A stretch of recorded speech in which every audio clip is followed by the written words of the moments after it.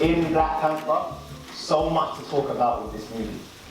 Before we do that, let me introduce myself. So my name is Marshall. I'm a sports science lecturer here at this university. So I lecture on the sport and exercise science degree course here. And I'm also the founder of two businesses. One is called Fitness Trainer UK. We deliver fitness courses here. Fitness courses with regards to gym, instructing, personal training, nutrition, health and well-being. And if you got one of our goodie bags, then you'll have our FTUK magazine in there. So we do a fitness magazine. That magazine is online as well. And the second business is the Hidden Science Academy. So we deliver these types of events all throughout London and the UK. So hidden science events, whether it's us breaking down films or even just breaking down our own biology and chemistry, we're going to be doing events like this all throughout the year. So if you haven't already, get into our mailing list so you know when we're doing these types of events. Now, before I go into my presentation, I'm sure you've seen these guys walking around with the GKTV t-shirts on. That's Got Push TV. They're going to be filming this event and creating content for my website at hiddenscienceacademy.com. So you'll be able to, if you are a member on the site, you'll be able to watch this in its entirety online. Now, to become a member, all you need to do is complete one of our courses. And the course is this one.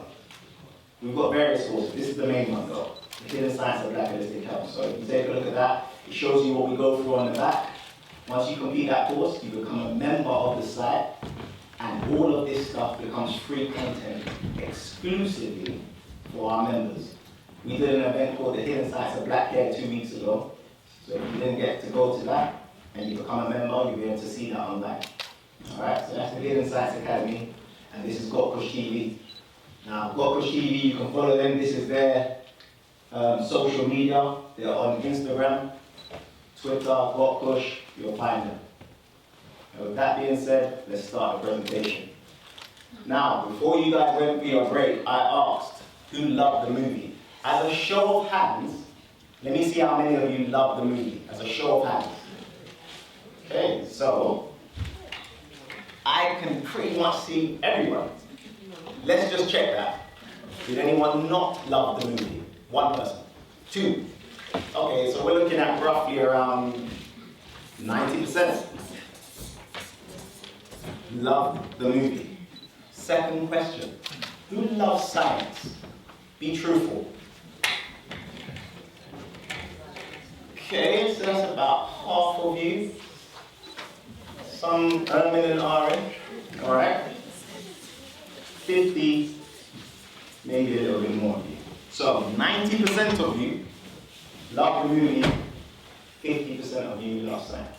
Alright, let's get into this. So, you do have the schedule here, so you know what's going to be happening. I'm going to be talking for just over an hour, then we're going to have another break, and then we're going to have 100 black men in London, they're going to talk, and then Professor Konsu, he's our special guest, he's going to be talking, and then I will finish off the presentation before you guys go.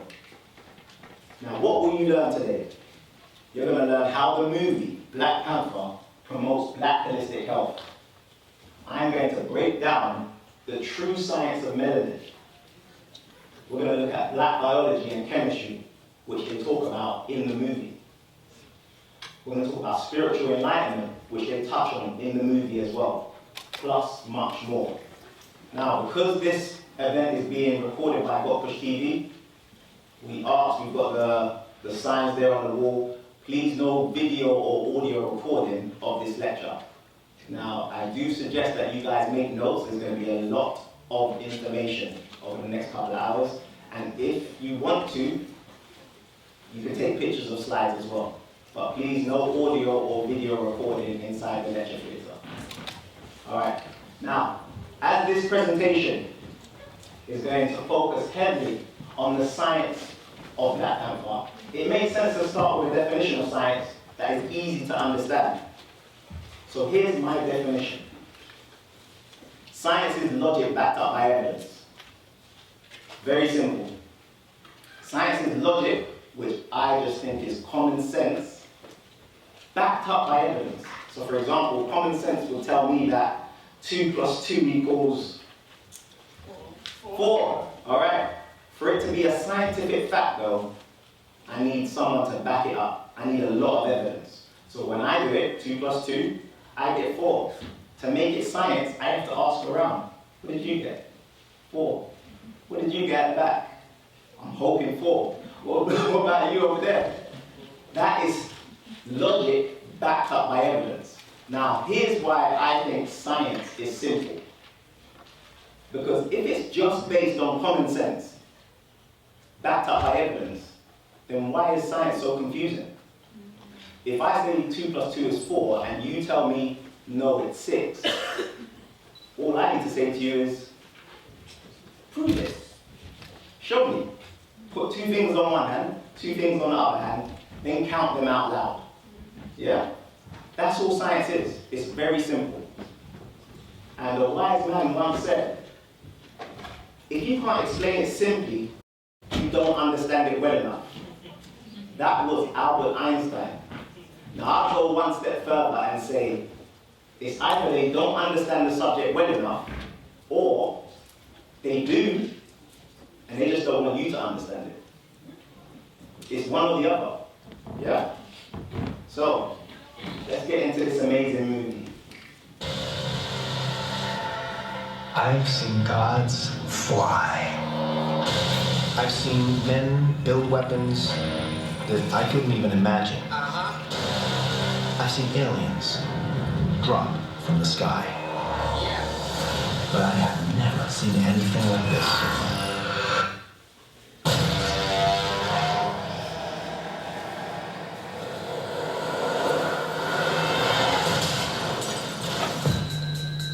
I have never seen anything like this. That's what a lot of people were saying when they came out of the theaters after watching Black Panther. I've never seen anything like this. Yeah? What else were people saying? A highly anticipated film, Black Panther, is now out in theaters this weekend, and it's already breaking records. Yes, it is. ABC 2 News' Chanel Pearman is live outside the Senator Theater in North Baltimore. Chanel had a chance to see it this weekend. So, Chanel, what are people saying about this movie? Well, actually, many people have been anticipating this film for a long time, myself included, and let me tell you, it did not disappoint. Rotten Tomatoes even giving this film a 97%, which hardly ever happens, so that just shows you how good this film has been. Just to give you a little background, Black Panther is Marvel's first black superhero, surrounded by a mostly black cast with a black director, so this was huge, something that has not been done before. Black Panther breaking the box office this weekend, reaching a record-setting $192 million. And get this, as of yesterday, Disney predicts this movie will bring in a total of about $218 million over this 4-day weekend. Now, that's the biggest February opening and the 5th biggest of all time. And while this film was the hottest ticket in town over the weekend, for many, it was much more than a movie.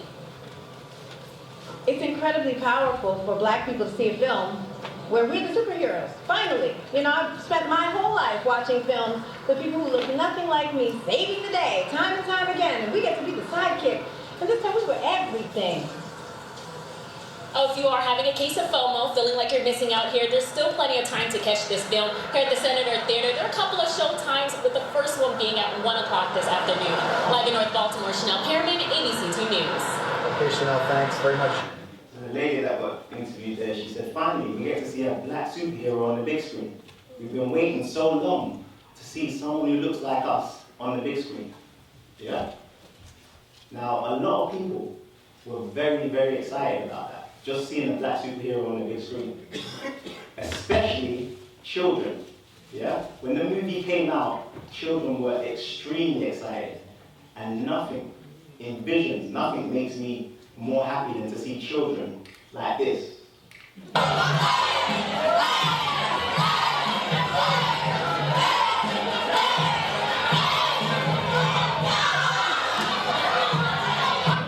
need to give you the backstory. These children were just told that they are leaving school to go and watch Black Panther. This was when it first came out, yeah? So they just told all of the children, I think this is the canteen, that we're leaving school now to go and watch Black Panther, and this is how they reacted.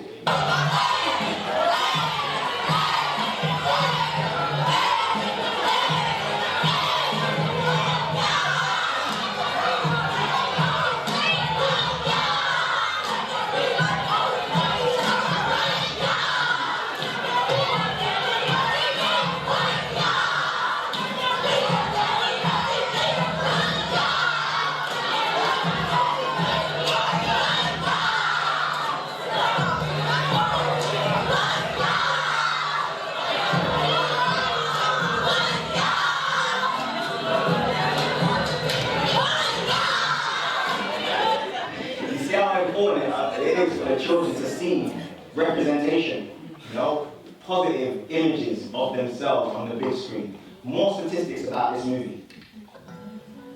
With $606 million domestic dollars in the bank, Black Panther has already broken a ton of box office records. It's the 7th biggest film in America of all time, and it has a very decent shot at ending its run as the 3rd or 4th biggest film of all time in the United States. But here's what may be most impressive right now about Black Panther. It just topped the weekend box office for the 5th straight week. In the blockbuster era, that is an incredible, almost unheard of feat. In fact, that's something only one other movie has managed to do in the entire 21st century, and that was Avatar, the biggest movie of all time. This weekend it wasn't even that close. Black Panther came in with $28.5 million, while Tomb Raider entered at number 2 with a disappointing $23.5 million on a $94 million budget. All right, so the biggest movie of all time was Avatar.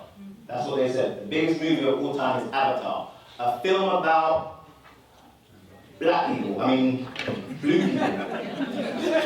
Black people. Blue people. Yeah? And this is looking like it's going to be the 2nd biggest film of all time. Black Panther. Millions of years ago, This is the start of the a movie. meteorite made of vibranium, the strongest substance in the universe, struck the continent of Africa, affecting the plant life around it. And when the time of men came, 5 tribes settled on it and called it Wakanda. The tribes lived in constant war with each other until a warrior shaman received a vision from the Panther goddess bust, who led him to the heart-shaped herb, a plant that granted him superhuman strength, speed, and instincts. Okay, Warrior ask became questions king about and the this. first Black Panther, the protector of Wakanda. 4 tribes agreed to live under the king's rule, but the Jabari tribe isolated themselves in the mountains. The Wakandans used vibranium to develop technology more advanced than any other nation. But as Wakanda thrived, the world around it descended further into chaos. To keep vibranium safe, the Wakandans vowed to hide in plain sight, keeping the truth of their power from the outside world. And we still hide, Baba? Yes. Why? Okay, so question. They were talking about Wakanda. Where did they hide Wakanda? In plain sight. Because when you want to hide the truth, where's the best place to hide the truth? In plain sight. So Wakanda is hidden in plain sight. And when it comes to understanding science, the way I understand science is I break down words, try and find the etymology of words, yeah? Because once I understand the language, I understand what people are actually saying. So anytime I hear a word like Wakanda, I know that Stan Lee is a bit of a plagiarist, yeah? It's not coming from here, it's coming from something else. So I'm thinking, where did they get that name Wakanda from? I did a bit of research, because remember, science is logic backed up by evidence, and this is what I found. There's a place called Wakantanka, yeah? Now, in the Lakota way of life, Wakantanka is the term for the sacred or the divine. Now, this is from like native Indians, Native Americans, like that sort of time. But there's an actual place called Wakantanka. This is usually translated as the Great Spirit. Now, there's going to be a lot of information in this presentation, so I'm going to need people to help me out to remember certain things. So, I don't want to pick on anyone, so would anyone like to be the first person to remember something for me? I want you to remember that Wakantanka, you can write this down, means the Great Spirit. Does anyone want to do that for me? Yes. Yeah? Yeah, you're going to work down. Wakantanka means the Great Spirit. What's your name, sis? Queen. Queen. Queen. Okay. Now, just to make sure that we all understand what we're talking about, and just for a little bit of fun as well. Later on in the presentation, I might come to you, Queen, and I'm going to ask you, what does Wakantanka mean? Yeah? And you're going to tell me what it means. Yeah? It means the Great Spirit. Alright, moving on. However, according to Russell Means, this is a Native American civil rights activist, its meaning is closer to the Great Mystery. So Queen, it means the Great Mystery. Yeah? Now look at this part here. Wakantanka, or Wakan, is also known as Wakanda in Omaha Ponca. So Queen, Wakanda means the Great Mystery. That's what I want you to remember. Wakanda means the Great Mystery. Okay. Now this is how I want you to remember it. When I teach in schools, I also do childhood obesity training in schools. When I teach the children, I get them to get up and do something. It makes them remember more. Yeah? So Queen, if I was to ask you what does Wakanda mean, I want you to get up, salute me, and tell me what it means. So Queen, what does Wakanda mean? The Great Spirit. The Great Spirit, thank you. Alright, so Wakanda means the Great Spirit. Now, some other things from the intro. Did you hear them talk about the goddess? What was the goddess' name? Bast. Yes. Now, for those of you who are familiar with ancient Egypt, Bast is from ancient Egypt, or Kemet. So, a goddess, and it says online here, Bast, or Bastet, was a goddess of ancient Egyptian religion, worshipped as early as the 2nd dynasty. And she also features in the Black Panther comic. So this is Bast, or Bastet. So they feature in the Black Panther comic. So even here it says it was a woman with the head of a cat. Bastet was a protective goddess. So Wakanda is protected by Bastet. Yeah? Bastet was usually seen as a gentle protective goddess.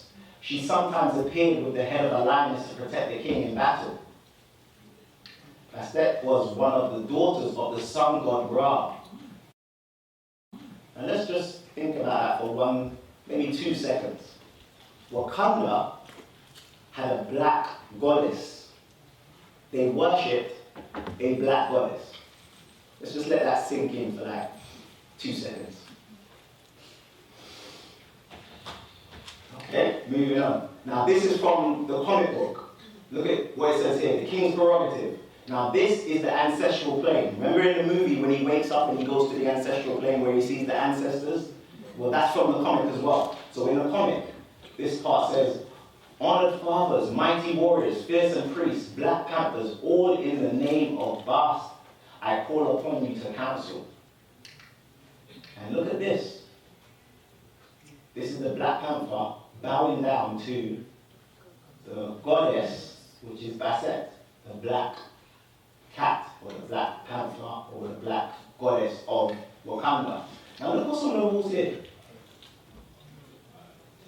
If you're familiar with ancient Egypt, you'll know that these are hieroglyphs. Yeah? And this is why I say when it comes to Marvel films, a lot of it doesn't come from, what they're actually thinking. They're plagiarizing from somewhere. Now you get to see where they're actually getting their information from. This is straight off of the walls of Kemet. They didn't even change it around. Look at this image. Does anyone know who that is, by the way? Osiris. Yeah? They took that straight off of the walls. Look. No difference. Exactly the same thing. Yeah?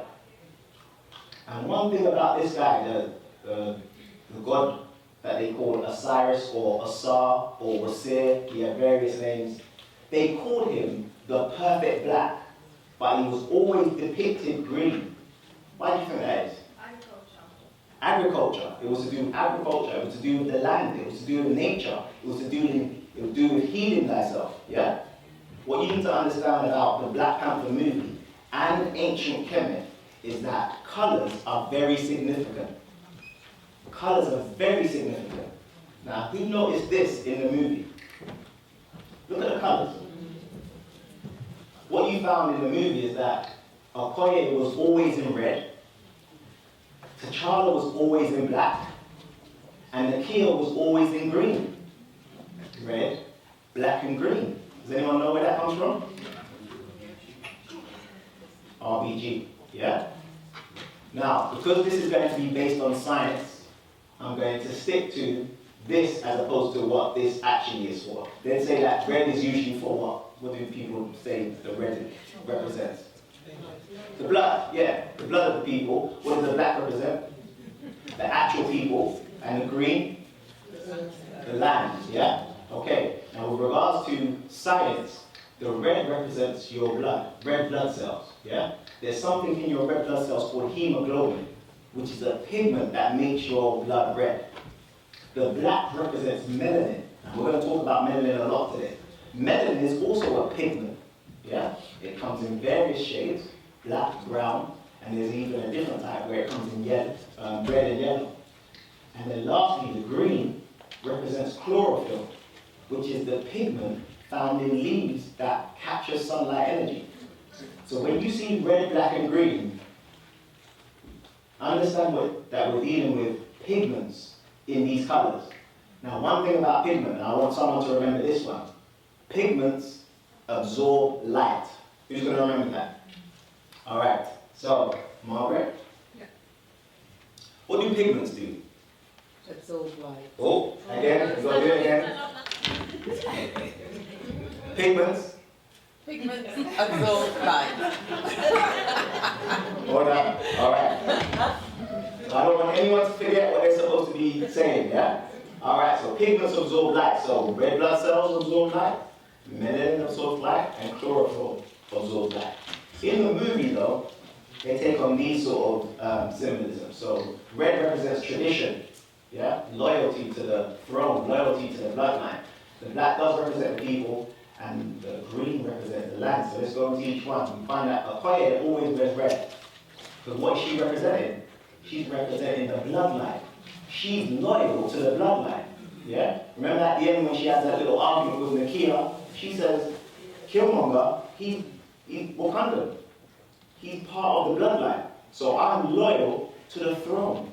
I will fight to the death for the throne. Yeah? So she's always in red. And red represents vigor, energy, vibrancy.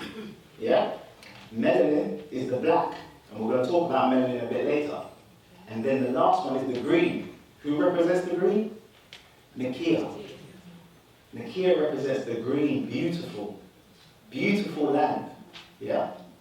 So beautiful that if you was to see it, you might freeze and just take a look at it and admire the beautiful green land. Yeah? That's why in the movie, she knew what was going to happen. She said, don't freeze. What did he say? I never freeze. But then when he sees the beautiful green land, he freezes. Yeah? That being said though, Nakia, she's always in green, but at the end of the movie, when she has to fight for T'Challa, what is she going to? Red. Yeah? Changes into red like, what? Is someone trying to take over Wakanda? Yeah? I'm ready. This is it. This is vigor, energy, red. So colors are very significant in the film. Now with that being said, I'm going to go through a quick icebreaker with you guys. So you should all have a red, amber, and green traffic light card in front of you.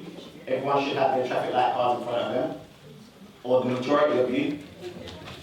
Now this is going to be a science presentation, but because we're going to be talking about black holistic health, we will be touching on nutrition as well. Don't worry if you haven't got one, you can just shout out the answer. Now what if I put all foods on a traffic light system? You know, red, amber, and green. What sort of foods would be red foods? Spicy. Okay. Sugar. High in sugar. Okay, what else would it be high in? Salt and fats. Okay. So, based on that, if I was to tell you frequency-wise, how often should we be eating red foods? What would you say per week? What would you say? Once or twice. So twice, once or twice? Yeah? Weekends? So maybe once or twice? Maybe 3 times. Okay. Alright, so if red is 3 times, alright, so let's say red is once or twice. I know some people will be like, never. But think about if I go into the schools and I say to the children, red is never. Are they going to follow that? Probably not. So we need to be realistic with this thing as well. So maybe cutting down the frequency to once or twice. What about amber foods then? How often should you be eating amber foods per week? 4? Okay. And what about green foods? Daily.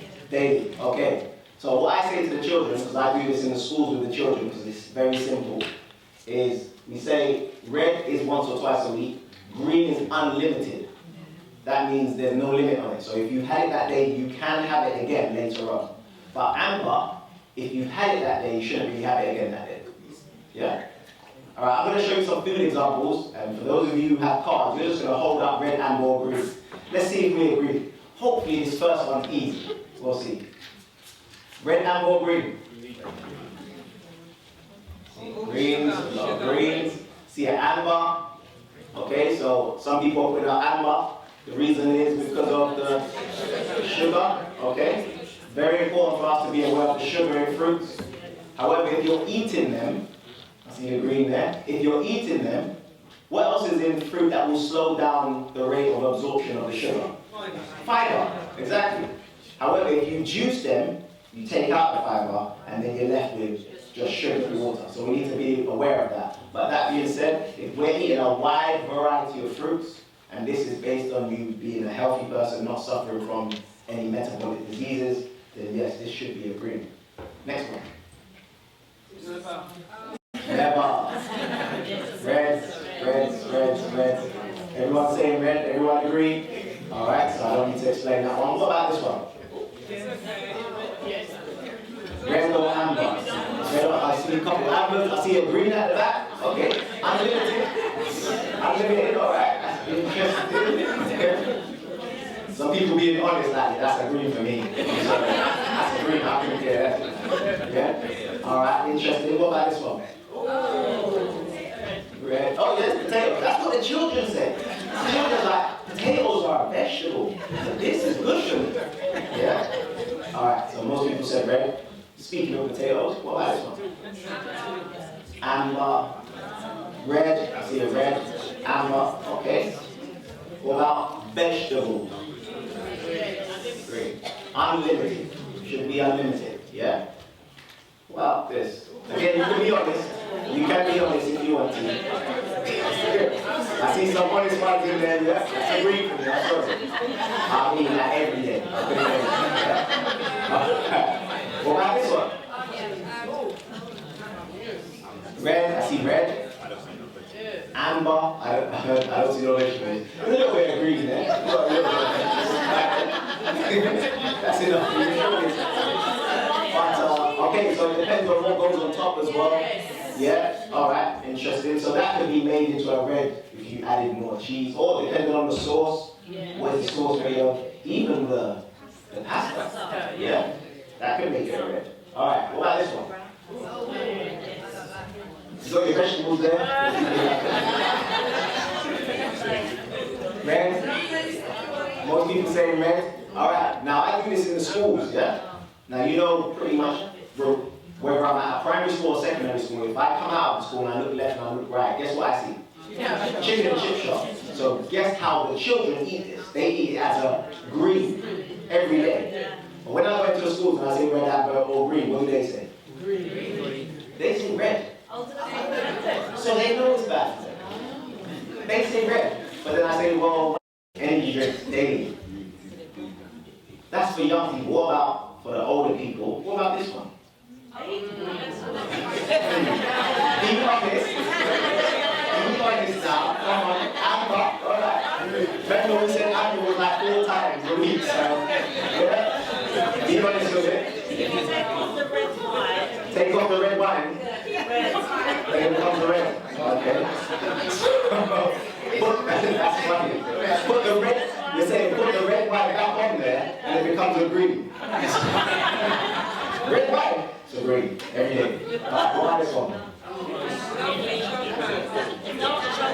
I get that a lot, yeah? Especially with adults. What type of chocolate is it? Is it dark chocolate? What if it was dark chocolate? What would it be? Red, amber, or green? Green. It would be green. It would be green, yeah? That means every day. The easiest way to do this is to think of children. So when I tell children to eat chocolate every day, right? The dark chocolate does have antioxidants. We're going to talk about antioxidants today. However, it is high in saturated fat. And at the beginning of this, I said, what makes a red food? And you guys said it is high in either fat, sugar, and/or salt. So whether it's dark chocolate or milk chocolate, this would be a red. It's just that the dark chocolate has antioxidants. All right, what about this? Green. Okay. People were slow to bring their cards up. What is that? I didn't never get that. All right, what about this one? Red. Is it proper milk? Proper milk. I was waiting for someone to ask. What type of milk is it? If it's hemp milk, it's green. If it's hemp milk, it's green. Okay, are we talking hemp milk from like the supermarket? Or almond milk from the supermarket? You gotta look at the back of these and look and read the food label. You look at the back of almond milk in the supermarket, and it will say 2% almonds. So what else is in that if it's only 2% almonds? Alright, what about this? Juice, yes. Alright, so we spoke about earlier eating fruits, and if you're going to juice them, you need to be aware of the high sugar content. You're concentrating sugar. That includes smoothies as well. You're taking out the fiber, yeah? So you got to be careful. And it goes straight to your bloodstream. Well, they think the smoothies are a bit better because with the smoothies, sometimes you've got the pulp still in there, so that slows down the digestion of the sugar. But if you're going with fruit juice, especially if you're getting that from the supermarket, that's definitely a red. Yeah? Alright, here's one that tends to confuse the children when I show it to them. Because I go into the primary schools and secondary schools. In the primary schools, when I show them this, they say, what is that? Because they're not at that stage yet where they drink coffee every day to get them through the day. Yeah? So they couldn't even put up a card to this. Whereas when I do this with adults, what is it? Red, amber, or green? Red. But how do you drink it? For the coffee drinkers in here. Is it an everyday thing? Alright.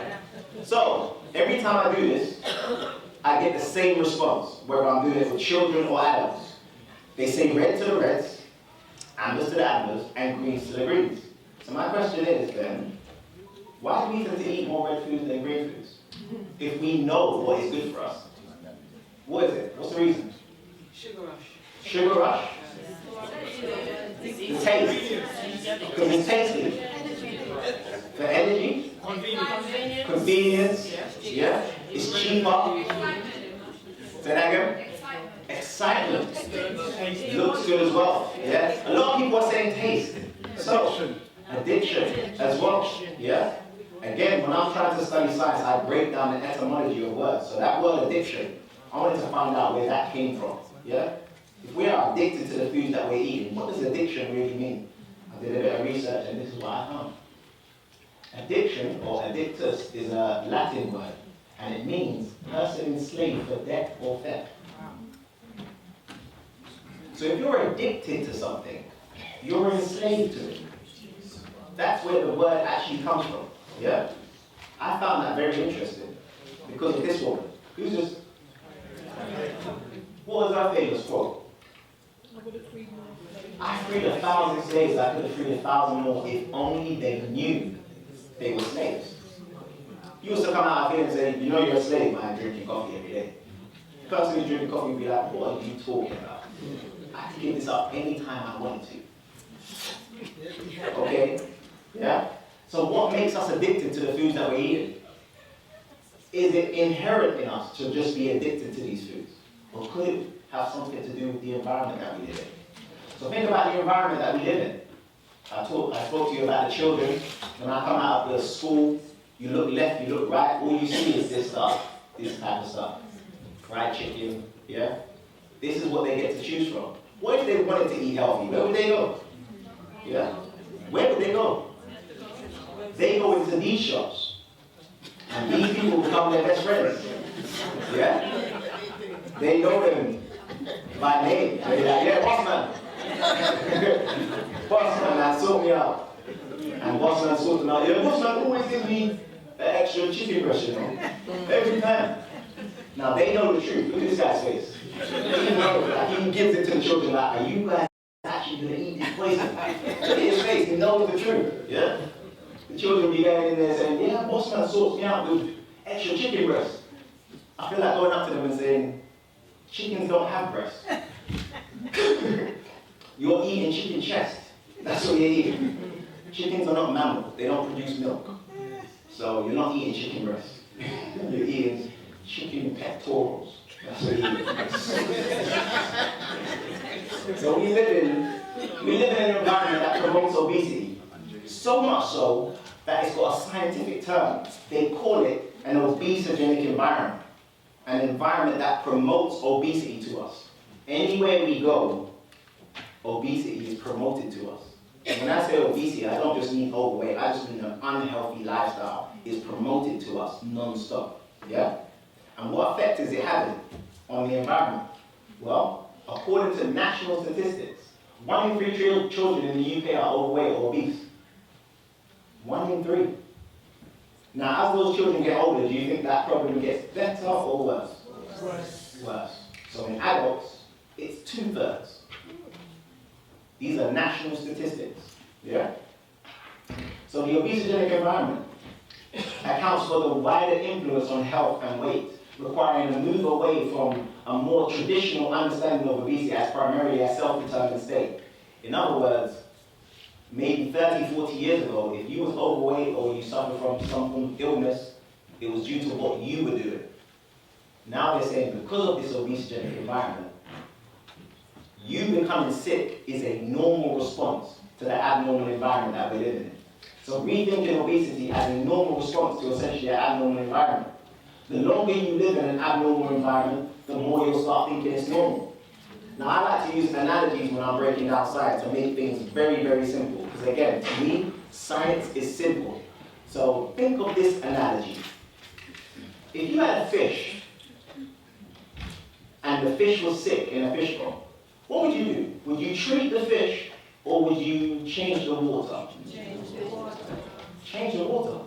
Because common sense would say that the fish is only going to be as healthy as the water it's swimming in. Well, use that analogy for yourself or your children. You or your children are only going to be as healthy as the environment that you are in.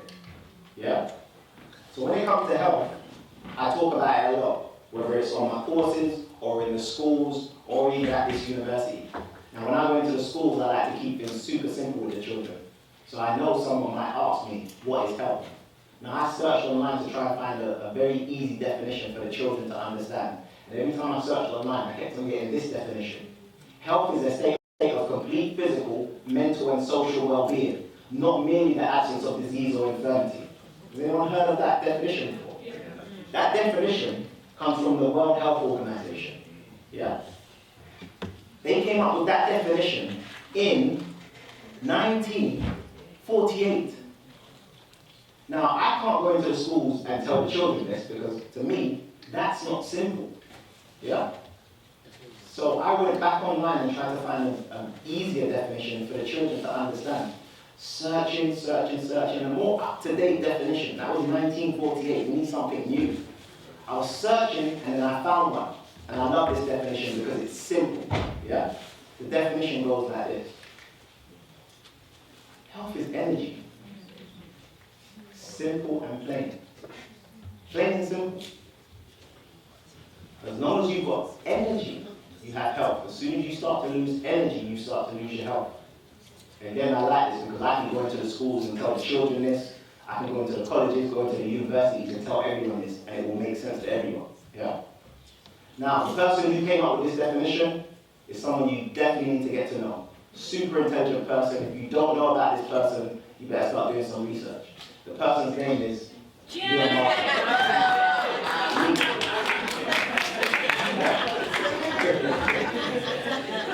Now, why do I say health is energy? Well, all living cells need energy to stay alive. Yeah? We are made up of trillions and trillions and trillions of cells. So, you've got muscle cells, you've got nerve cells, brain cells, liver cells, heart cells. Each one of those cells need energy to stay alive. So I go into the schools and I get the children to shout it out. Health equals, and they shout out energy.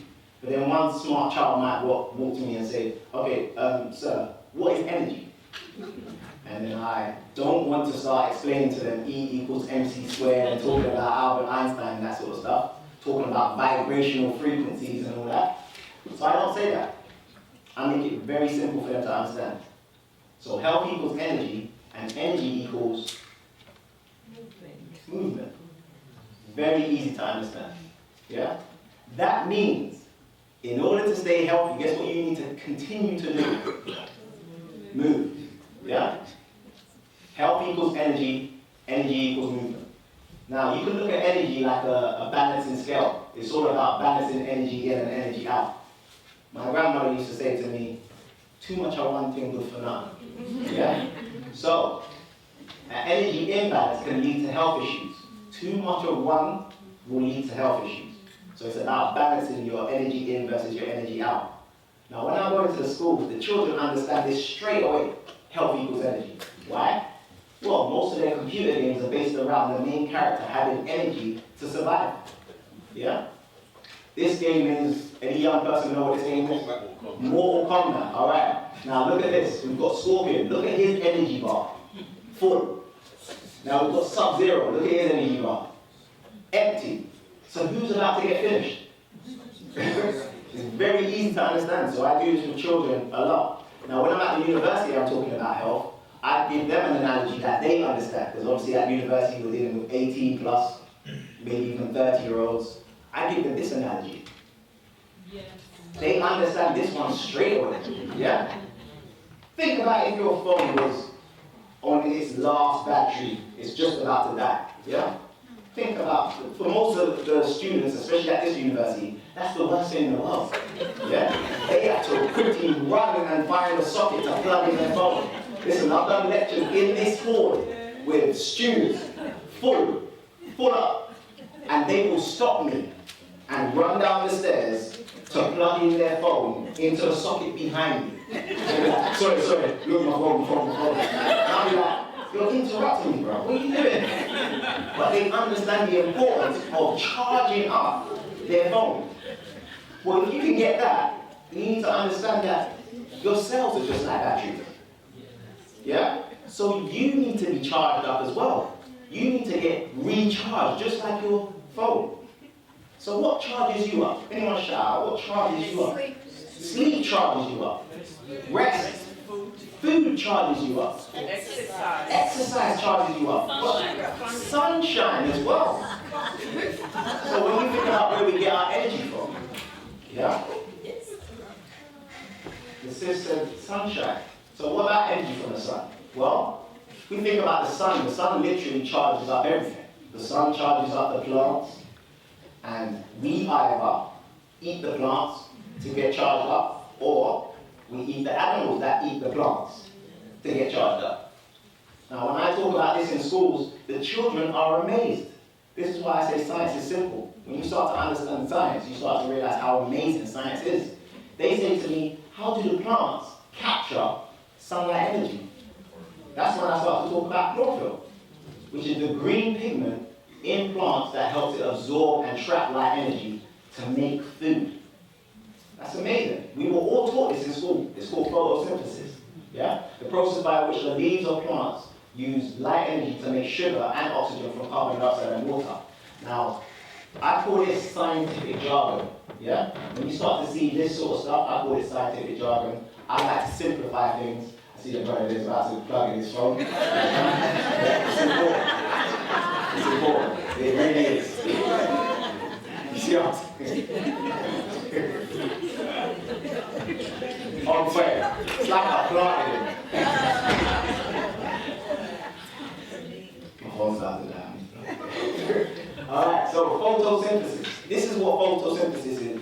It's as long as the leaf gets water and carbon presence of sunlight, the leaf will produce glucose and oxygen.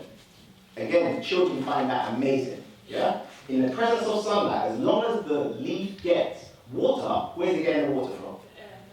From the air, rain, you watering the plants, and then carbon dioxide, it will produce glucose and oxygen. The glucose it uses as food for the plant. Guess what it does to the oxygen? It releases it because it doesn't need it. Now, that is important because in your cells, I said that each one of your cells needs energy to stay alive. Well, to make it very simple, your cells just need two things to create energy. Glucose and oxygen. So this is cellular respiration. This is how your cells create energy. As long as your cells get glucose and oxygen, they'll produce this thing called ATP, which is what the cell uses as energy. So glucose plus oxygen equals energy in your cells, and the byproducts are carbon dioxide and water. Hold on a second. The byproducts of what we do, the plants need, and the byproducts of what the plants do, we need. 2 plus 2 equals... Yeah? Science is simple. There's some form of relationship between us and plants. Now I'll show you this as well. This is the molecular structure of blood and chlorophyll. Look how it's pretty much the same. This is hemoglobin, and this is chlorophyll. Same structure, same everything. The only difference between the two is the core element. In blood, it's Fe. What's Fe? Iron. So in blood, the core element is iron. In plant chlorophyll, it's Mg. Anyone know what Mg is? Magnesium. So that's the only difference between the plant pigment and your blood pigment. So when it comes back to the balance of the cell, as long as your cells get glucose and oxygen, they'll be able to do any bodily action that you want, any physical activity. So when I do this with the schools, I say to people, are you energized? Yeah? When I do this in the schools, I say to the children, which one are you? Guess what they say? That one! Yes, yeah, that one! Because they have lots of energy. Yeah? When I do this with adults, which one are you? What do you think I get? I get, I don't know. This is what I get when I do it with adults.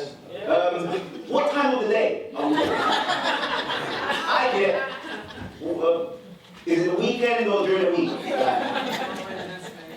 Health equals energy. And why is that? Why is that happening? Why are we down here now? It might be because of the red foods that you're eating. When you eat a lot of those red foods, your blood sugar level spikes, and then your body releases a hormone called insulin. Insulin's job is to take the sugar out of the blood and deposit it in muscle cells and in fat cells. Yeah? But then, guess how you feel down here? How do you feel down there? You feel like this. You crash. So a lot of us at work, we feel like this at some point. Yeah? We're crashing.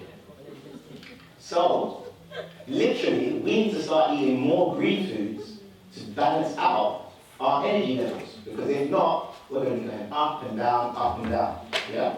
And feeling like this throughout the day. So, if health equals energy, and obviously a lot of us are suffering from energy levels, yeah? The next question is, how can you increase your energy levels? Well, it's very simple.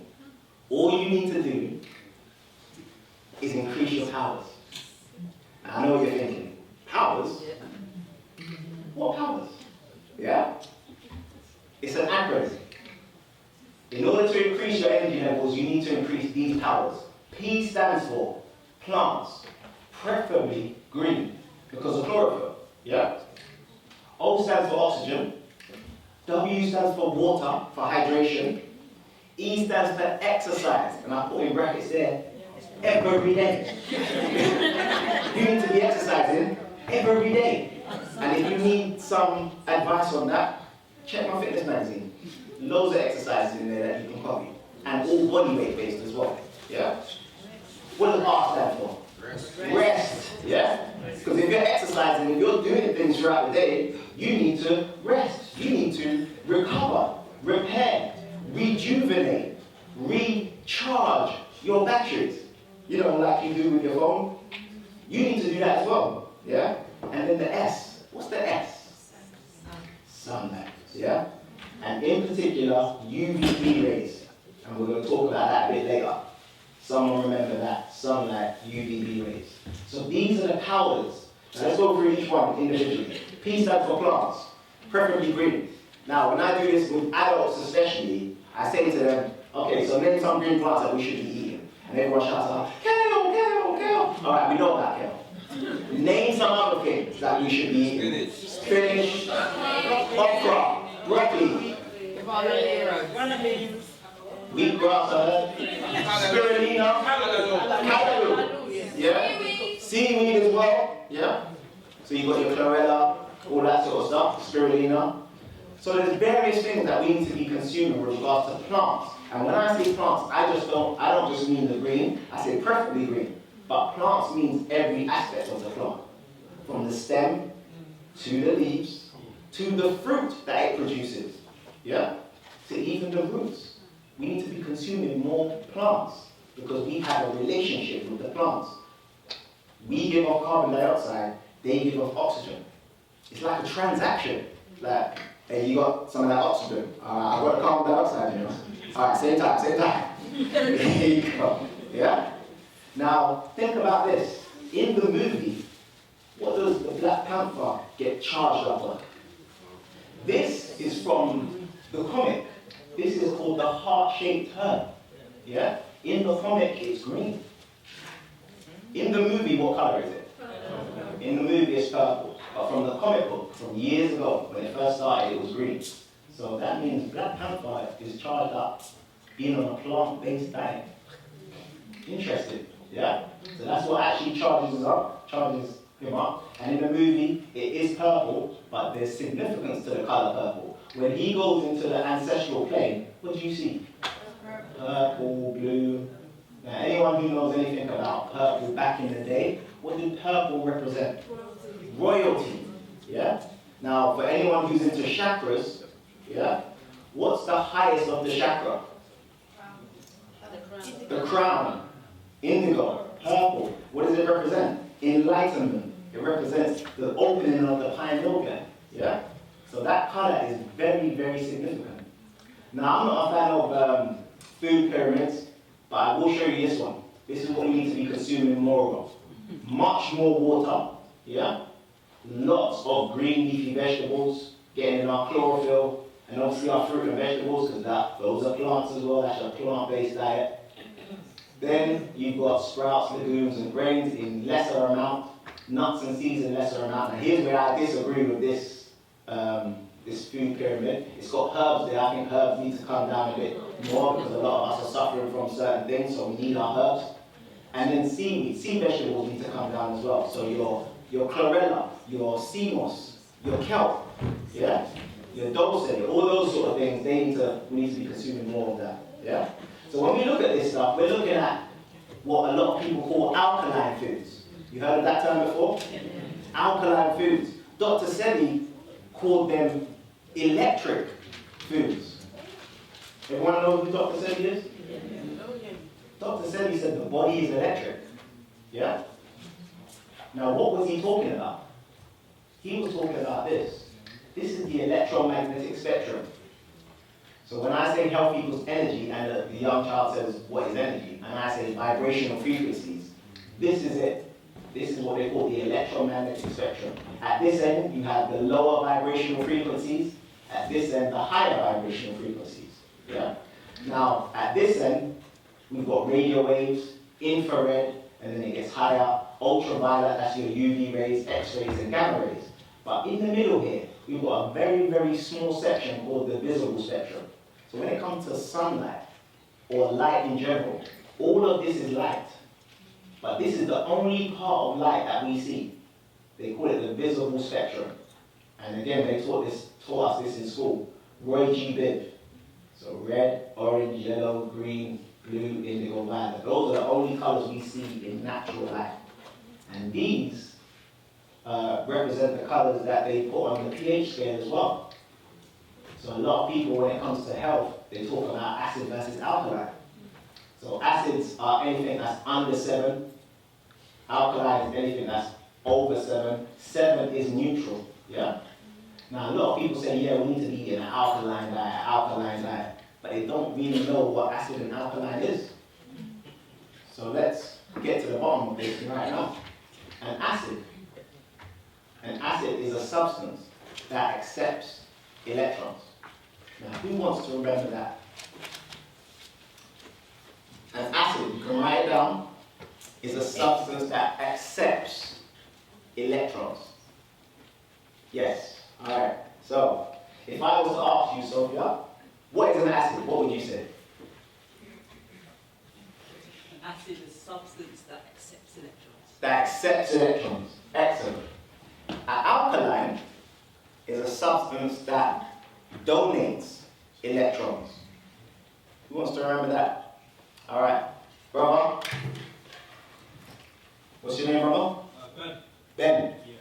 Alright. What is an alkaline then? An alkaline is a substance that donates electrons. Excellent. Thank you. So, alkaline, just so I don't forget.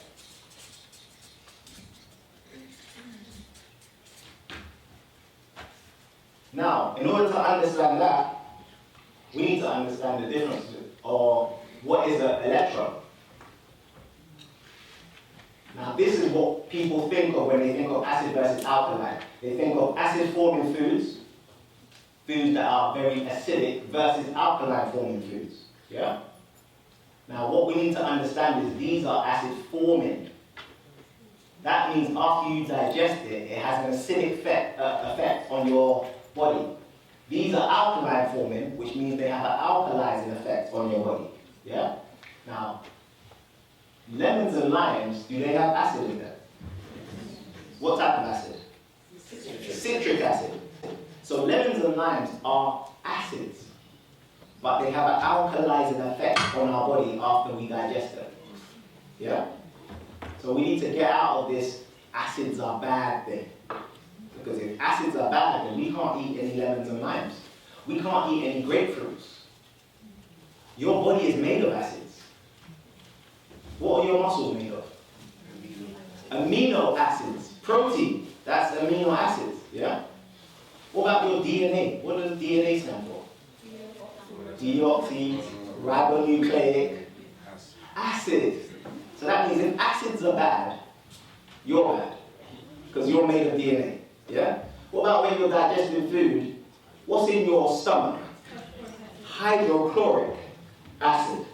So we need to get out of the acid is bad and alkaline is good. We just need to understand the difference between the two. And to understand that, we need to go to the molecular structure of an atom. So this is like the fundamental, like the smallest particle of an atom. And if you were to look at an atom, it will be made up of these things called neutrons, protons, and electrons. An electron carries a negative charge, protons carry a positive charge, and neutrons carry a neutral charge. And here's another thing. They like to make us think that electrons or negativity is bad, but the electron carries a negative charge, and it's the flow of electrons that creates electricity. The flow of electrons creates electricity. So who wants to remember that?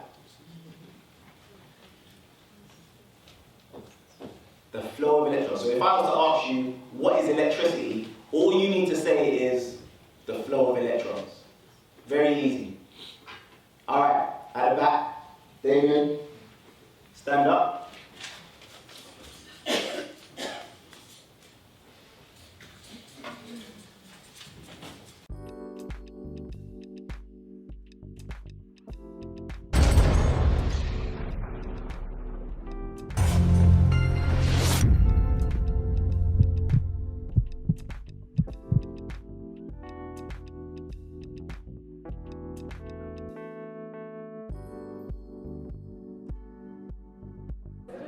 We're selling crystals. Yes. My business name is North Cross Crystals, and yeah. Crystals. So what's the significance of crystals? Crystals are minerals. Crystals are us. We are crystals. And they're just beautiful, not only aesthetically, but yeah, just in their powers, in their benefits, and all round. This is labradorite and stone of magic. Right. So this is great for drawing on that intuition, that inner knowing, making things happen, manifestation. Great one for that. Connecting to the higher realms, and it's just so pretty. Well, the focus of today will be Tupac the Black Panthers of Star Wars, the Phantom Menace and Fear of the New Black Messiahs. Loaded title. What does that mean? That's like a film to her, you know what I mean? I'll come to one of my lectures to find out what it means, but it goes in on Tupac Shakur, and not his death. Who killed Tupac? Someone assassinated Tupac. Indeed. Yeah. No, it goes into his life, his Black Panther life, and his family. Okay. So I've also written a book called Sacred Man, which is for our young men. It's just about how do you become conscious at 16. You know, herbs, right? Yes. You know the deal. Yes. Herbs, the herbs that grow in the ground and you sip in tea All right, to get strength, like ginseng. Yes. That's the kind of herbs we're talking about. So yeah, I'm just here on a mission and purpose just to speak to the community today. To sum up in it basically means stack your money so you don't starve in it, so you don't go broke. You know, all right. So whose inspiration was it to start the clothing line? I say all of us, you know, we all wanted to be our own bosses, do you get what I mean? Go on. And you all work together, so you're all friends? Yeah. And you started the business together? With your family? Alright, everybody's family still, you know what I mean? Family and friends. You don't know? Alright, so that's big. So what you got on sale today then? I've got hats. We got hats, hoodies, backpacks. Right, so hats, t-shirts, hoodies, rucksacks, kings and queens. Selling educational / empowering mugs with images on that represent us. Yep. Also empowering quotes that are uplifting, so while you're drinking you can be empowered. Also I got magnets that you can have on your fridge, again with empowering quotes and images on. Key rings, same thing, empowering images and quotes. And I've also got bookmarks with our heroes and sheroes on Winnie Mandela and Zinga, Dr. Sebi. It's about a young female. She's a princess of the first dynasty and she's a supreme warrior. She goes to the land of the 6th dynasty to uncover why they disappeared during the Civil War, only to then find out that her people are enslaved and put through a trial where they're in the savage games and they have to survive. Right, I'm saying this as a writer, yeah? This is a novel, right? It's not easy to write a novel, you know, family. How old are you? 19. 19 years old. It's not a joke business, fam. It's not a joke. It's not easy. Well, I'm on Instagram and I have my own website called nicelypublishing.com and it's also available on Amazon. Okay, my name's Derek. Our brand is Old It and it stands for Off the Plantation. I mean? And then... It's true. We also do the shikis. Probably our number one thing we do is our t-shirts. So what I was just explaining is this is the t-shirt we're currently selling at the moment, you know, and as you can see it's nice, but at the back to us it kind of fails. We're trying to rectify that. So that's what we're doing now. So soon we're going to bring out this new t-shirt from a factory in Nigeria. As you can see, the same sort of pattern again, but only thing is it now completed all the way around. So look out for that soon. So we also do jewelry as well, and we also do prints and cards. Here's one of our cards here. You can see lovely patterns, all straight from artists in Africa, in West Africa specifically. The cards are plain inside. You're allowed to write your own messages in. So for any occasion, you've got cards here. We've got prints as well on the other table, just over here. I mean, nothing's a grand. See? Some prints, all here, all again from artists in Africa as well. And then we've also got real canvases here.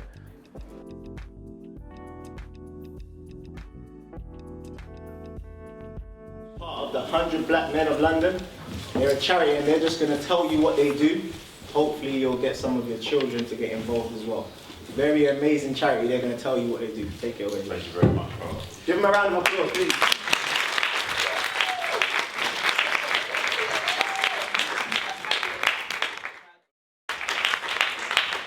You know, you guys are giving up a Saturday to be here. I don't want to take too much of your time. Some of you may have come across the 100 Black Men of London before. There are a few of us that are here present today. I was going to come and simply just talk about the 100, but as I was sitting down, I was quite inspired because I thought the way you did your presentation was fantastic, and I love the way you were very creative.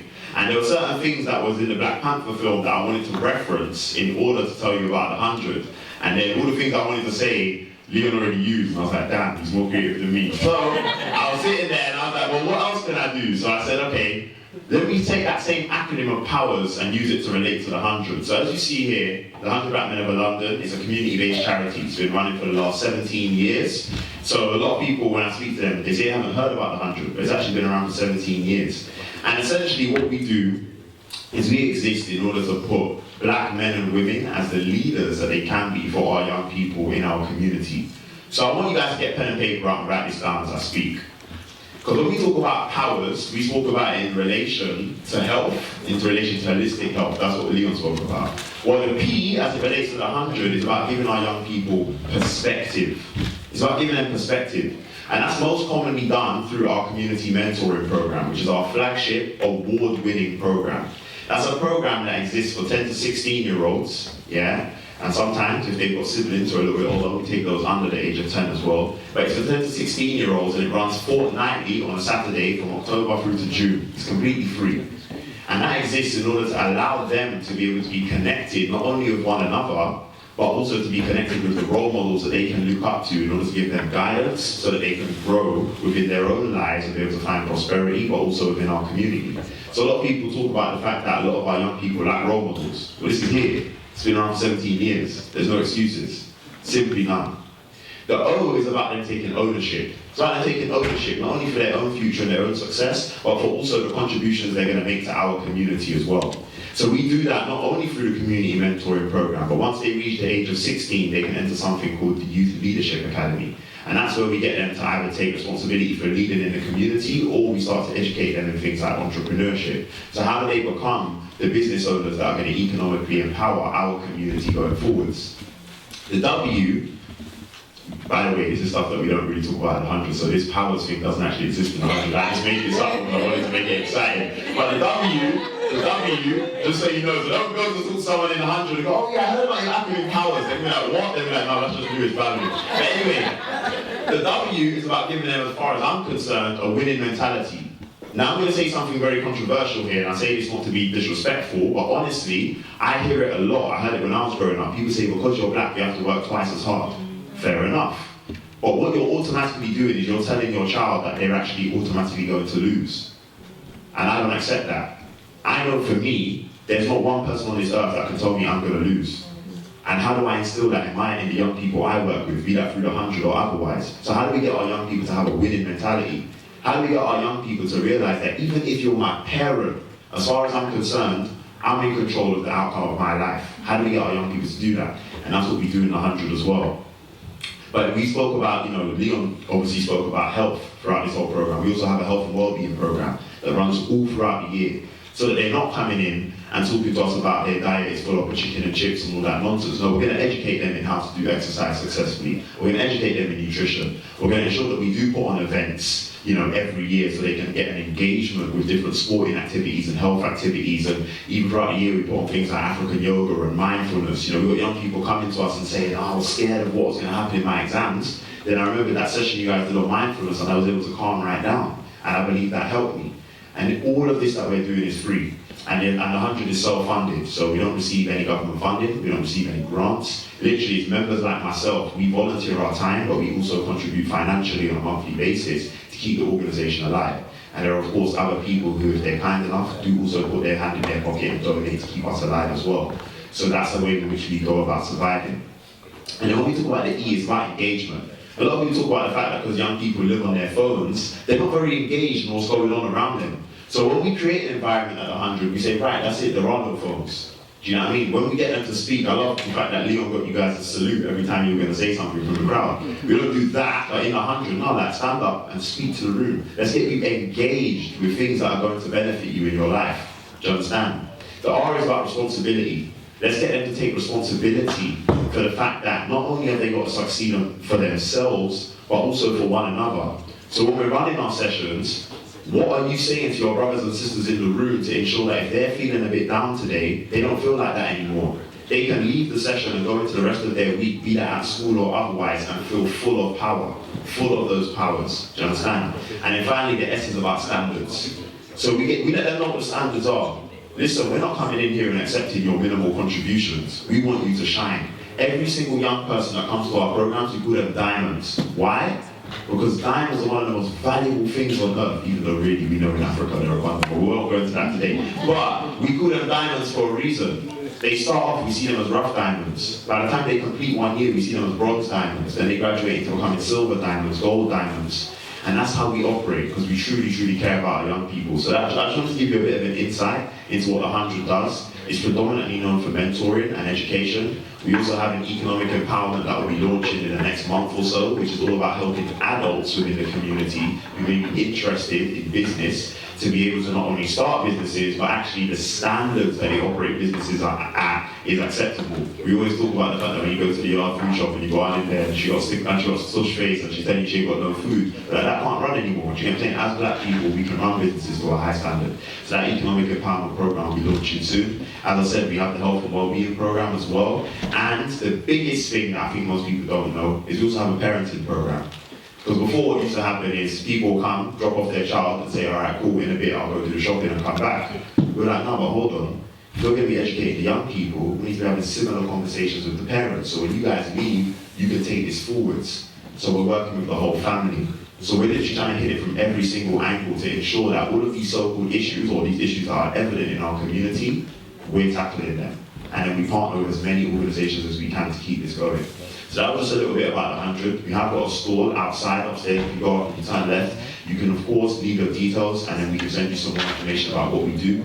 As I said, we are self-funded, but one of the things that I did as a leader of our marketing committee earlier this year is I decided to get the team together and we created a brochure. So just to tell you all about the things that we did in the last year. These are also there as a fundraising opportunity for us. So they're for sale at £3, 2 for £5 if you guys are interested in supporting us financially. If you'd like to support financially outside of that, there are opportunities to do so as well. But other than that, we really just love the support with regards to bringing your children and telling people about it. And yeah, just come and let's make our community even better. Thank you very much.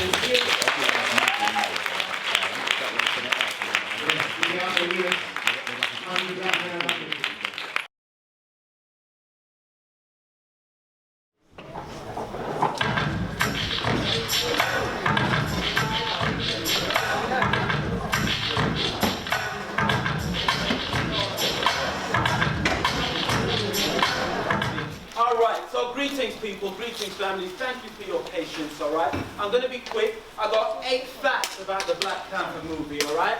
A little twist on what you've been learning. Brother's been breaking down some scientific information, don't you think? If you think the brother was able, just say Wakanda. Wakanda. I was like, no. Come on, were you feeling this, brother? If so, give him some energy and give me a Wakanda. Wakanda.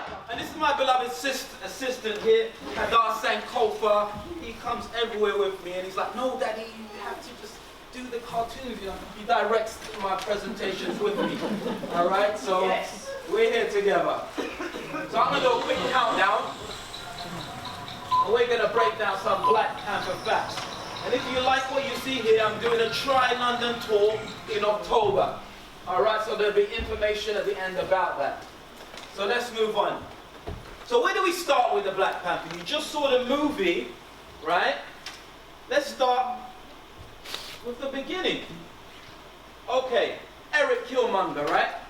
A loaded character. He's loaded in terms of knowledge about us. He is an archetype. Generally an archetype of our young people, all right?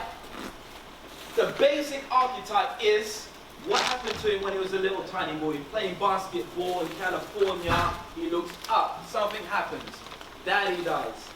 Or daddy's left.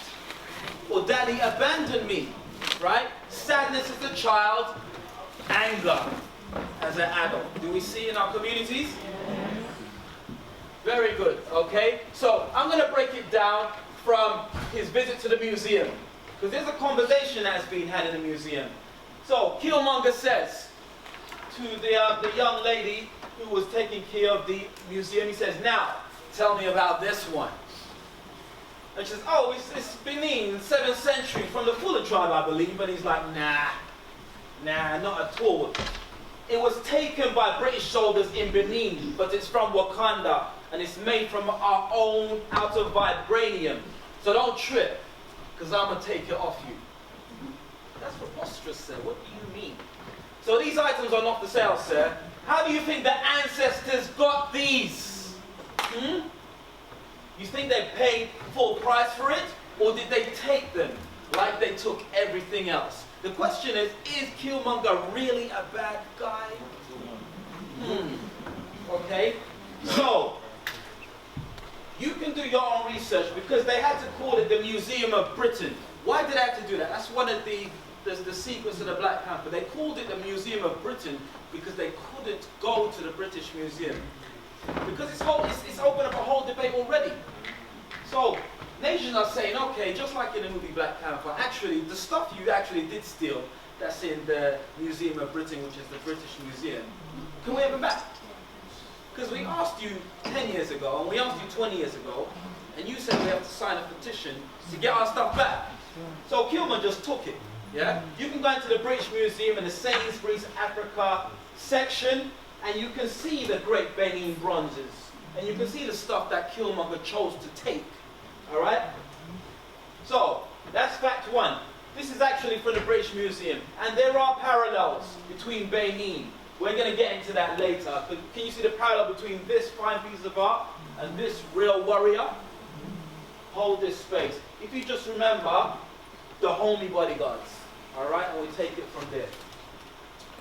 Okay, what's next? Alright, so I've got my little countdown clock going on here, because I know I'm pressed for time. But I'm going to do a 3-hour lecture on this in October if you're interested.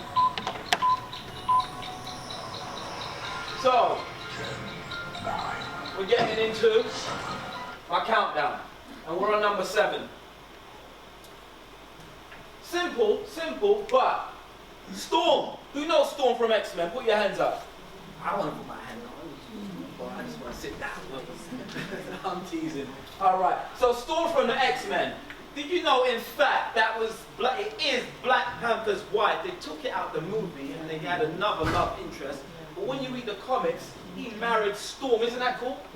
Wouldn't Black Panther have been cool if Storm was his wife in it? Come on. Before that, you know, that would be fantastic. Part 2, they should just throw her in. But it shows a lot of things. I mean, here's the comic strip. He actually met her. She was a street orphan, alright? And he couldn't marry her because she was a street orphan. She wasn't royal blood. But they loved each other from tiny little children in the comic, alright? And they eventually got married. That would have been phenomenal. I guess Kruger probably wasn't allowed to do that. I was like, nah, that's too powerful, man. Black man, a black woman, $1 billion selling movies, too much, okay? We gave you enough. You inspired your people globally in every nation on the continent, in the world already. But let's hold back on the black relationship. You know how it goes. So in the comic, this is him actually proposing. Isn't that cute? Black Panther's proposing to Storm, will you marry me? Okay? And here, obviously she says yes. Alright? And this is the comic, remember? This is their marriage. Storm and Black Panther getting married. Alright? And everyone was there. Iron Man was there. Captain America was there. You know, read the comics. It's not only for children. Trust me. And remember, there's more detail in the comic than there is actually in the movie. Alright? So this is the wedding. The Wakanda drums playing. And they're clearly in love. They're fantastic. Storm and Black Panther. Okay? This is different comics you can buy. If you go to Forbidden Planet in Covent Gardens, you'll get the whole range. Alright? So I just want to throw that in there. Storm, isn't that cool that Storm married Black Panther? Isn't that cool? Yeah, that's cool. Alright, so let's move on my countdown. What number are we up to? 6. Alright, watch this space. 10, 9, 8, 7, 6. Alright, we're on number 6. Okay, so we're talking, this is the Black Panther movie, right? So let's talk about the Black Panther movie. Let's talk about the Black Panther movie. Okay, hold on. Sorry. That must have been a mistake when I was designing it. Okay, let's talk about the Black movie, okay? This fantastic movie. Hold on, but hold on a minute. Well, hold on. Huey P. Newton, founder of the Black Panther Party for Self-Defense in Oakland, California, is sitting on a throne. Hold on, okay, he's sitting on a throne. That's interesting. Okay. So, oh, the Black Panther logo, okay, it kind of looks like the Black Panther throne. Okay, that's it. Brian Coogler, he's a very interesting guy. I mean, he's doing a lot of stuff that went over people's heads, right? Check it, yeah? Huey P. Newton, Black Panther. So we know the obvious parallels. You've probably all heard of this. Okay, so Huey P. Newton, co-founder of the Black Panther Party, created in Oakland in 1966. Marvel's Black Panther created in 1966. All right, we know that one. All right. So let's expand it. Eric Killmonger was from Oakland, the home of the Black Panthers, when they started the Black Panther for Self-Defense, right? So was the director Ryan Coogler. He came from Oakland, California. There's a lot of parallels. Nothing in life is a coincidence, right? You know that, right? Okay? But also, Huey P. Newton was raised in Oakland, home of the Black Panthers. So there's a lot of parallels in the movie. Okay? And who knows the history of the Black Panthers? Who's got kind of some... Who doesn't know about the history of the Black Panthers for self-defense? Put your hand up, try. So everyone knows, yeah? All right. So I would, because I'm leaving you with jewels as well. This is just not me talking and talking. You know, I would highly recommend you watch this movie if you haven't seen it already. It's called Panther. I think it was in the 90s it was put out. Fantastic, very accurate. Huh? Oh, what date was it? Do you know? Is it the 80s? Okay. This one was like the 80s, I believe. Good movie though, very accurate.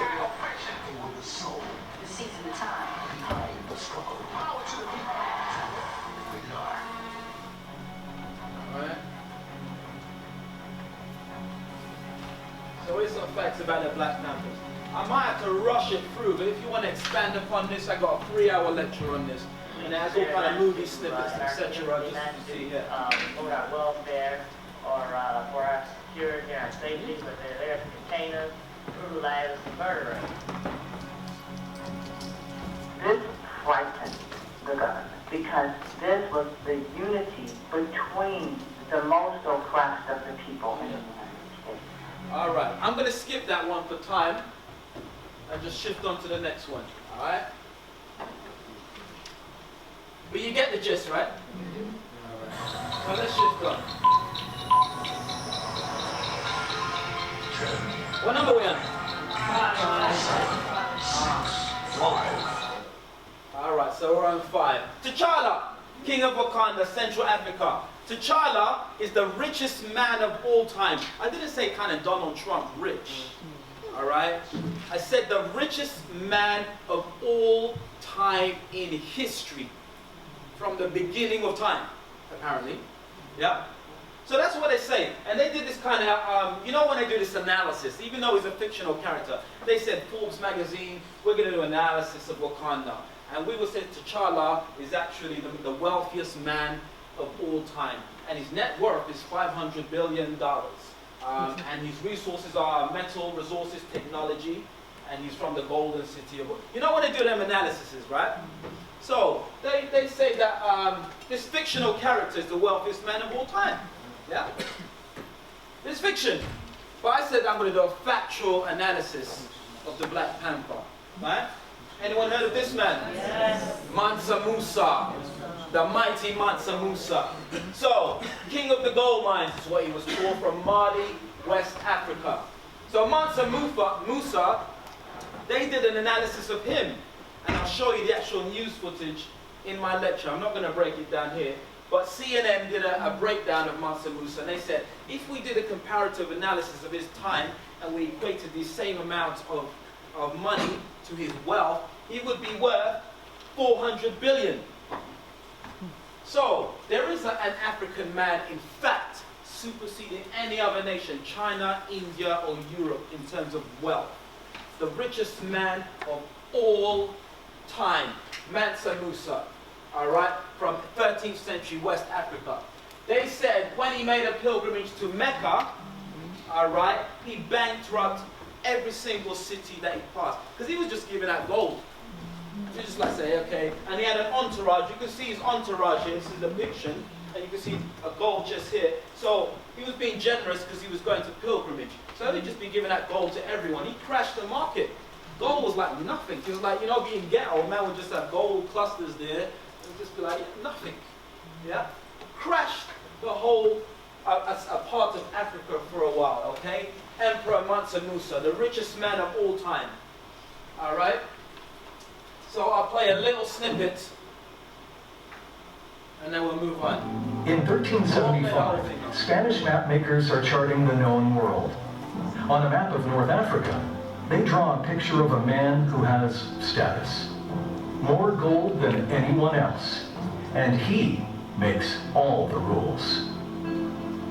The text says, so abundant is the gold which is found in his country, that he is the richest and most noble king in the land. His name is Mansa Musa. All right, I'm going to leave that out there, but you get the gist, right? It's just a taster. You know, you want to come and see the rest, please come to my lecture. I'll give you the information about it, all right? So Mansa Musa, 400 billion, the richest man of all time. Black Panther, the fictitious character. Maybe a bit based on it. But we're talking about facts here. What number are we on? All right, we get it. Okay, popular culture. So this is interesting. I found this fascinating, right? Now, there was a, you know, when the media focused on this movie, all the actors were treated like real life royalty. You notice that? Yeah. They were treated with a high esteem. We were so proud. It's like, oh my gosh, our people, we've been treated like, you know, like we deserve to. You know, the actual actors in the movie are depicted as heroes in real life, even though they're acting. So this is interesting because GQ did a piece, all right, on Michael P. Jordan, all right, Haddo's favorite actor. Is that right? Yeah. And they could have had him dressed up in African robes. You know, they could have done a photo shoot in Africa in dashikis. But they projected him as a Black Panther. Okay? And the headlines were, their headlines like, fight the power. Yeah? Which we know came from a movement by Public Enemy in the 80s and 90s. So they were connecting a Black Panther movie to more than just a movie. They were connecting it to the struggle of our people and the civil rights movement, etc., etc. And they didn't have to. As I said, he could have been looking like a regal king, you know, dashiki in a photo shoot. But they chose to dress him up like a panther. And then they chose to dress him up like Malcolm X. What's the connection of Malcolm X and the Black? There is no connection. They created a connection. They're connecting it, all right?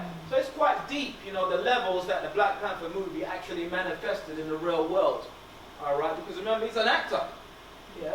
But they're connecting him to Malcolm X, the Black Panthers, etc. All right? Another photo shoot from GQ magazine. So I'm just showing you parallels of popular culture. And then they've got Chadwick Boseman as the Messiah. They didn't have to. They could have had him in a crown and an African robe and a throne, you know, like Black Panther, Chadwick Boseman. Okay? All right? Well, we can, usually my lectures will back and forth and I'll be like, what are you doing? We ain't got time for that right now. But when you come to Professor Konsu lecture, it's a dialogue. Because I'm sure you'll go through some feelings on what I'm discussing here. We ain't got time. All right? I just put this in because it just looks cool. It's like super swag. Come on, just Rolling Stone front cover. Come on. You know? And then a hero rises, the superpower of the Black Panther, the man who will be king. Almost like the actor is a real person. But we were so proud of that. It's like, it's just how we want to see the elegant self of the elegant aspects of ourselves. We see the other side of that in the rap videos and, you know, all of that. We see all of that. But this just gave us a chance, you know, just to see ourselves in a different light. All right? Okay, got 2 more, is that all right?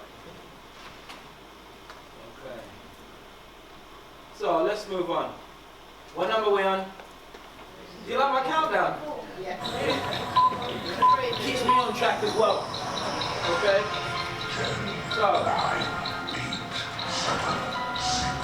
5, 4, 3. We're on number 3, okay. So, the Dora Milaje. Everyone say Wakanda. Wakanda. If you're feeling the Dora Milaje and the Black Panther, do this and say Wakanda. Wakanda. That's what I'm talking about. Come on. Girl power, right? Phenomenal. My gosh. But what was it about them? There was some about them. Alright? This is them in the comic strip. The Dora Milaje means the adored ones. Alright? In high esteem. The female bodyguards of the Black Panther himself. The elite bodyguards. Fiction, right? Okay. So, I just love these sisters. Okay, so let's have a little compilation of them because they are.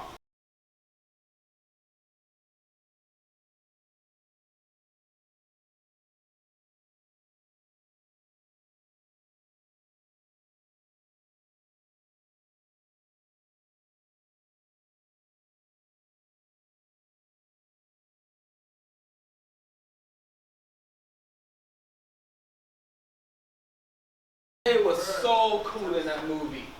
Alright?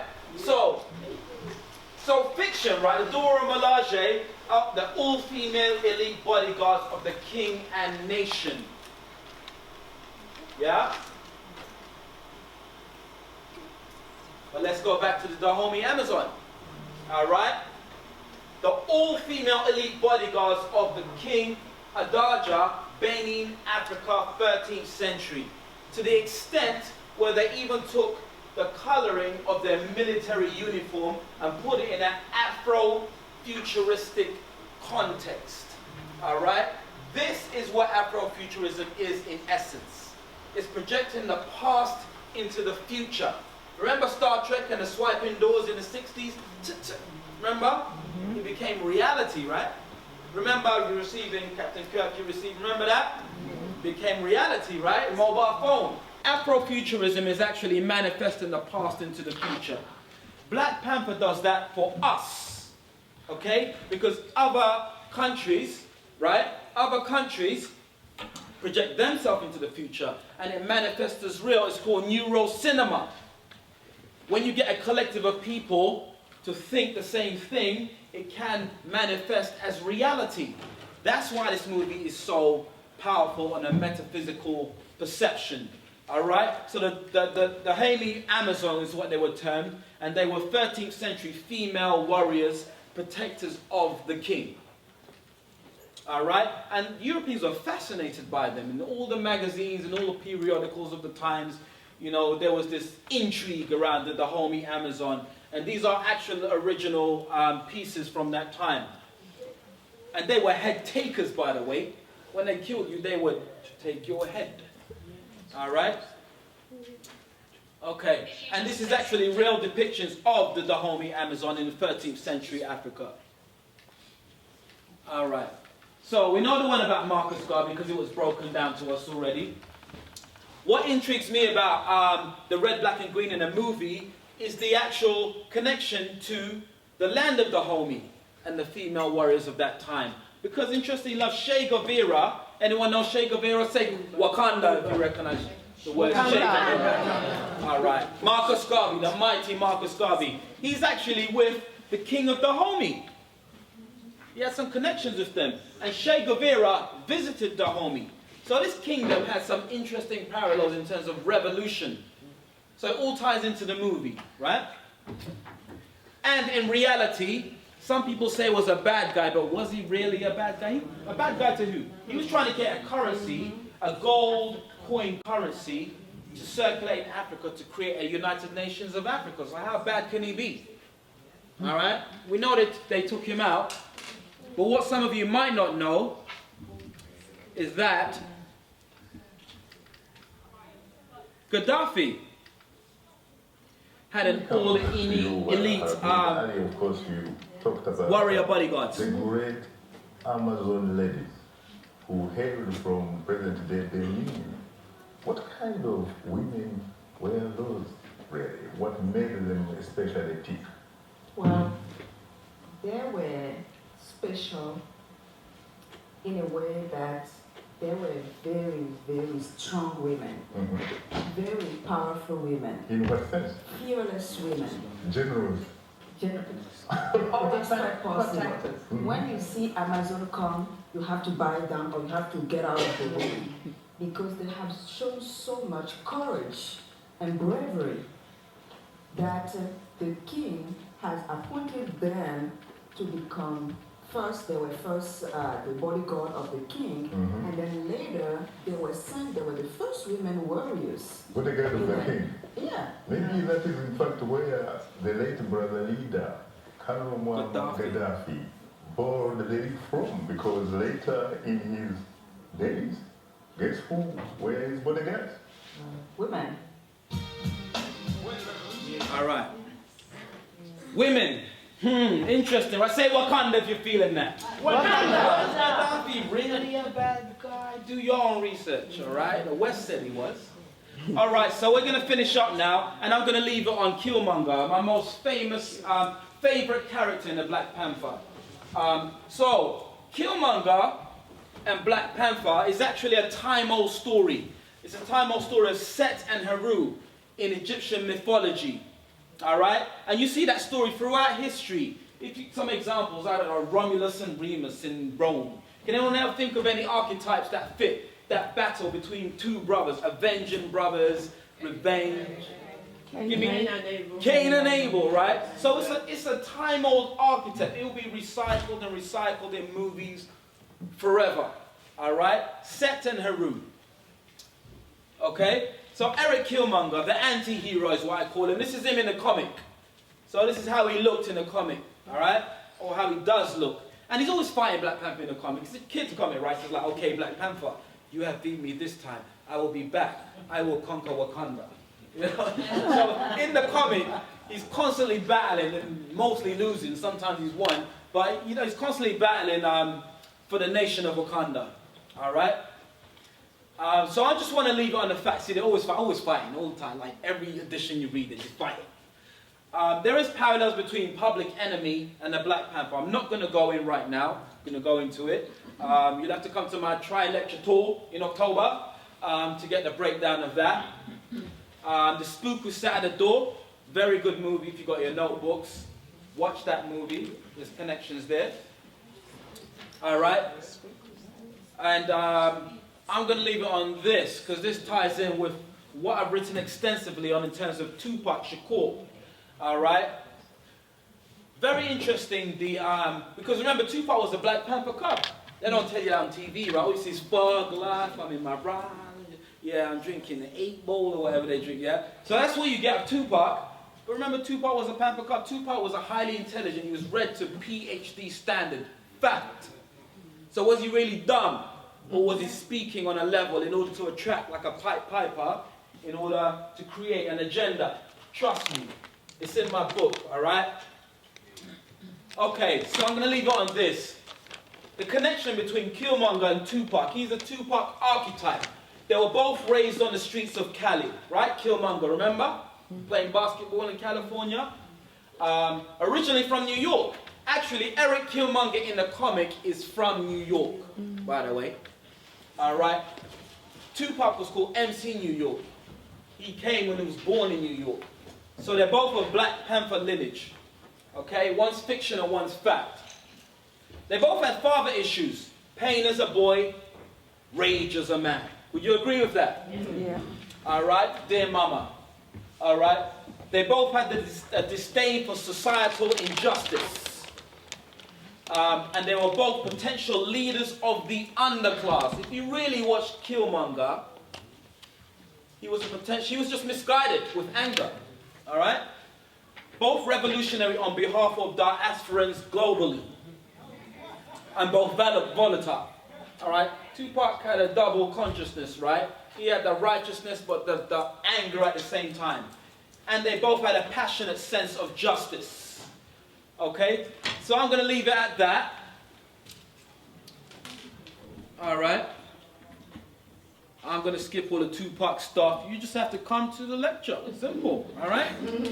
And this is the lecture that I'm due to do in October. So if you've got notepads, note down my Instagram.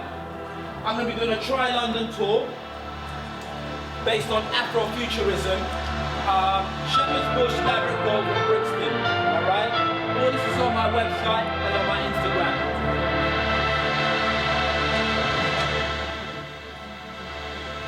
Okay?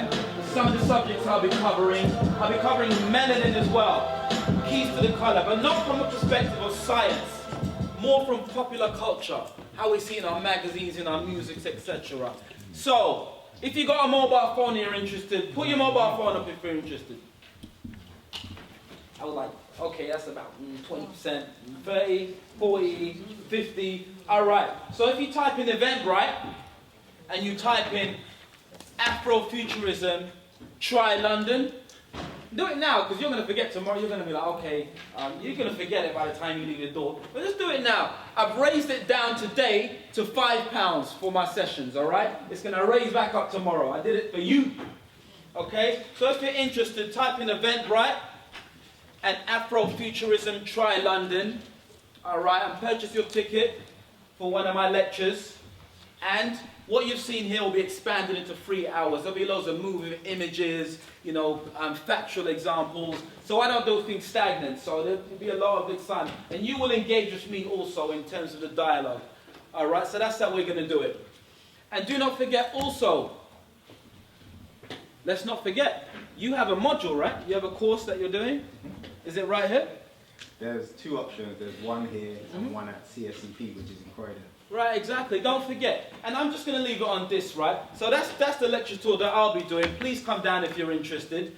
But also, you know, like we pay, some people pay grands to do courses for these Europeans. They're like, okay, I want to do a course on scientific nature, and you'll sign up and you'll pay $2,000 or whatnot. You know, the courses that are being done here right now by this brother are a fraction of that price, and it's information customized for you. So I would highly recommend you invest, all right? You invest in these talks that we do because we do it for you, and we do it for passion, all right? And I think on that note, I'm going to leave it at that for now, King. And thank you very much.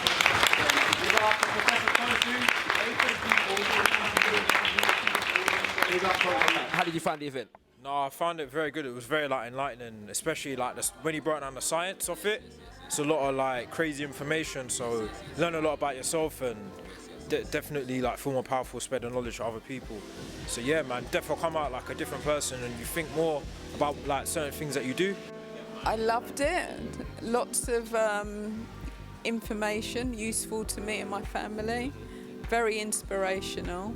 I love being black, I love being with my people, and it just empowers me to come to something like this.